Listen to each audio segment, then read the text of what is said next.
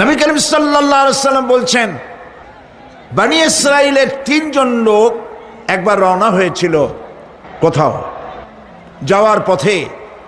তারা এক পাহাড়ি এলাকা দিয়ে যাচ্ছে। ঝড় শুরু হলো। ঝড়ের থেকে বাঁচার জন্য, আত্মরক্ষা করার জন্য তারা একটি গুহার মধ্যে আশ্রয় নিল। হঠাৎ করে বিশাল এক প্রস্তর খণ্ড উপার থেকে গড়াতে গড়াতে এসে গুহার মুখকে বন্ধ করে দিল। এখন 3 জন লোকের একজনও এখান থেকে বেরোবার আর কোনো পথ নাই। 3 জন লোক মরে যাবে, জীবন সম্পর্কে হতাশ হয়ে তারা কাঁদাকাটি শুরু করলো। মুরব্বী যিনি ছিলেন তিনি বললেন, কান্দা তো কোনো লাভ নাই, মরবো তো বটেই, কিন্তু আসো নেক আমল করে যদি কিছু থাকি, আল্লাহকে ভয় করে কোন আমল যদি করে থাকি, চলো সেই আমলটা দিয়ে আল্লাহ পাকের কাছে ওসিলা দিয়ে মাপ চাই। ওই যে সেদিন বলছিলাম, অবতাকু ইলাইহিল ওসিলা মানে পীর ধরা না, অবতাকু ইলাইহিল ওসিলা আয় আমলে সালেহ, নেক কাজের ওসিলা দাও। শুরু হয়ে গেল।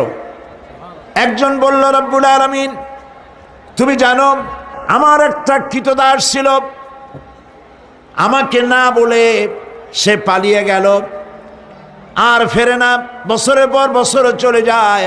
আমি তার পাওনা বেতন দিয়ে বকরি কিনেছিলাম, বকরিগুলির বাচ্চা হইল, মাঠ ভরে গেল।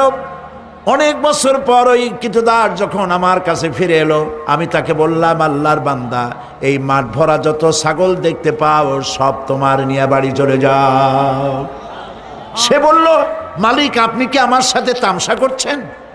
আমি তো না বলে গেছি আপনার কাছে, পালিয়ে গেছি, আমার তো শাস্তি হওয়া উচিত, আর আপনি আমাকে তামসা করতেছেন। না, তামসা না, তোমার বেতনের টাকা দিয়ে আমি এগুলি কিনেছিলাম, ওগুলোতে বংশ বাড়তে বাড়তে এগুলি হয়ে গেছে, এত হয়ে গেছে, কাজে এটা তোমার, আমি তোমাদেরকে এটা দিয়ে দিলাম, তুমি নিয়ে যাও।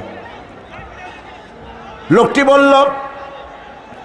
বলল, রব্বুল আলামিন আমি তো শুধু বেতনের টাকাটাই দিতে পারতাম, আমি তো শুধু ইচ্ছে করলে ওই টাকা দিয়ে যে কয়টা বকরি কিনেছিলাম সেগুলি দিতে পারতাম। আমি তা না করে তার বেতনের টাকার সবগুলি টাকা দিয়ে যত ছাগল হলো, বকরি হলো, সব দিয়ে দিলাম। এই কাজটা যদি আল্লাহ তোমারে ভয় করে করে থাকে, মেহেরবানি করে এই পাথরটা সরাইয়া দাও। নবীজি বলছেন, আল্লাহ রাব্বুল আলামিন সঙ্গে সঙ্গে তার আপন কুদরতে পাথর সরাই দিলেন, কিন্তু মানুষ বেরোবার মতো পথ তখনও হলো না, অল্প একটু জায়গা সরেছে। আর একজন